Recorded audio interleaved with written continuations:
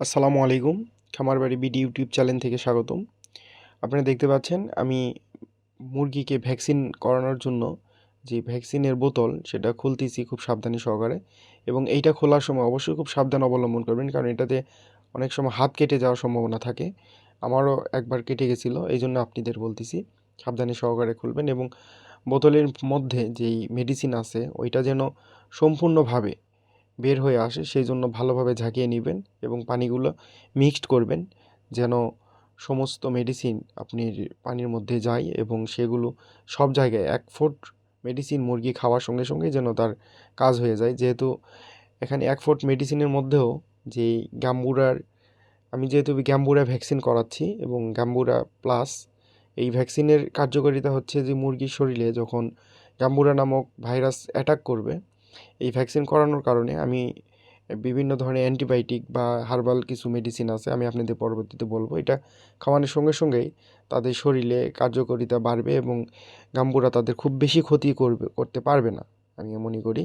কারণ আমার সেটে গাম্বুরা বেশ কয়েকবার আসছিল, 10 থেকে 15টা 20টার বেশি মুরগি আমার মারা যায় না। অনেকেই শুনছি গাম্বুরার কারণে কন্ট্রোলে না নিয়ে আসার কারণে দেখা যাচ্ছে মুরগি মারা যাচ্ছে এবং গাম্বুরা থেকে রানীক্ষেত হওয়ার একটা সম্ভাবনা থেকে যায়, সেইটা হয়। তো ভিউয়ার্স, যারা আমার ভিডিওটি দেখতেছেন আমি বলবো সম্পূর্ণ ভিডিওটি দেখেন। আমি ভ্যাকসিন সম্পর্কে ডিটেলস আজকে শেষ বলবো, এবং পূর্বের ভিডিওগুলোতেই প্রথম ভ্যাকসিন এবং দ্বিতীয় ভ্যাকসিন সম্পর্কে বলা আছে, আপনারা চাইলে দেখতে পারেন। তো ভিউয়ার্স, আমি গাম্বুরা প্লাস যে ভ্যাকসিনটা খাওয়াচ্ছি এখানে সর্দির উপকার করে, এবং আপনারা অবশ্যই ভ্যাকসিন দেওয়ার পূর্বে খেয়াল করবেন আপনার মুরগিতে কোনো প্রকারের অসুখ আছে কি না। মানে অসুস্থ অবস্থায় কোনো ক্রমেই ভ্যাকসিন করানো যাবে না। আমি খেয়াল করছি আমার সেটের কোনো মুরগিতে কোনো ধরনের সমস্যা নাই। আর যদি আপনাদের ফার্মে কোনো ধরনের সমস্যা থেকে থাকে তাহলে আপনারা কখনোই ভ্যাকসিন করাবেন না। কেননা ভ্যাকসিন করানোর নিয়ম হচ্ছে সুস্থ অবস্থায় ভ্যাকসিন করানো। অসুস্থ অবস্থায় ভ্যাকসিন করানো মানে আপনি বোকামো করবেন। আর এই ধরনের কার্যক্রম কখনোই করবেন না, কারণ অসুস্থ অবস্থায় ভ্যাকসিন দেওয়া যায় না।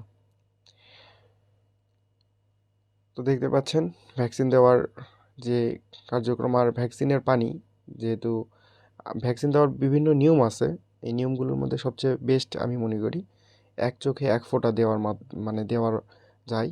এটা ড্রপের মাধ্যমে দিতে পারেন। আর এছাড়া আমি যেভাবে দিচ্ছি, আমার যেহেতু বেশি 5,000-এর মতন ফার্ম, আমি সেখানে একটাকে দিতে 2 থেকে 3 ঘন্টা সময় লেগে যাবে। 2 থেকে 3 ঘন্টা এটা আসলে অনেক ক্ষতিকারক, কারণ 1 থেকে 1.5 ঘন্টার মধ্যেই এটা ভ্যাকসিনেশন করা কমপ্লিট করতে হয়। 2 থেকে 3 ঘন্টা বা গরমের মধ্যে যদি আপনি ভ্যাকসিন দেন সেই ক্ষেত্রে আপনি যে ভ্যাকসিন যে একটা জীবাণু গাম্বুরা নামক যে রোগ, এই রোগের জীবাণু থেকে এই ভ্যাকসিনটা তৈরি করা হয় অ্যান্টিটিউড। আর এই অ্যান্টিটিউডটা যদি নষ্ট হয়ে যায় তাহলে এটা গাম্বুরা ভাইরাস ছড়াতে শুরু করবে। সেদিকে খেয়াল রেখে আমি বলবো যে আধা ঘন্টা থেকে 1 ঘন্টা সর্বোচ্চ 1.5 ঘন্টার মধ্যে গাম্বুরার যে পানি যে ভ্যাকসিন এটা আপনি শেষ করবেন খাওয়ানো। এর জন্য আপনাকে অবশ্যই ভ্যাকসিন দেওয়ার পূর্বে 1.5 থেকে 2 ঘন্টা পানি বন্ধ রাখতে হবে মুরগিগুলোকে। আপনি ফার্মের যত পানির পট আছে সবগুলো পট বাইরে বের করে নেবেন, তারা যেন পানি না পায়। তারপরে যখন ভ্যাকসিন খাওয়াবেন তখন মাপ বুঝে খাওয়াবেন যে কী পরিমাণ পানি এই যে 2 ঘন্টা টান দেওয়ার কারণে না খেলো এবং পরবর্তী 2 ঘন্টা খাবে, এর উপর ভিত্তি করে আপনারা মিক্সড করবেন পানি। 1,000 ব্রয়লার মুরগির জন্য 1,000 যে ডোজ আছে সেই ডোজটাই দিবেন, বা কম বেশি করবেন না। হয়তো বা আপনি 400 মুরগি আছে, সেই ক্ষেত্রে 500 ভ্যাকসিন নিয়ে আসছেন, আপনি সেখানে 5 লিটার পানি দিলেন, 1 লিটার পানি বাদ দিলেন, তাহলে 400-র জন্য হয়ে গেল। কারণ 1 ফোঁটা পানির মধ্যেও অসংখ্য কীট থাকে এই ভ্যাকসিনের ভিতরে। সেই জন্য আপনারা অবশ্যই 500-র জন্য 500 মুরগিকে 500 ডোজই করাবেন, 300 মুরগিকে 300 করাবেন এবং 250-র জন্য 250 করাবেন।